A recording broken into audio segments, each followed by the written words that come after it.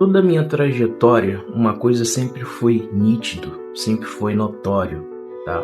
É o seguinte, os subestimados são aqueles que verdadeiramente surpreendem.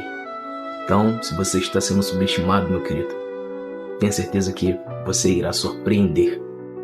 Porque Deus escolheu as coisas loucas desse mundo, as coisas fracas para confundir as fortes, para confundir as sábias, para que nenhuma carne se glorie, tá bom? Porque a glória é de Deus e a honra vem dele. Mas Deus escolheu as coisas loucas deste mundo para confundir as sábias. E Deus escolheu as coisas fracas deste mundo para confundir as fortes.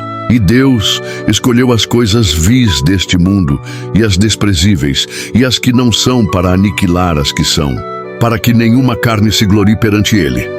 1 Coríntios 1, 27 e 29.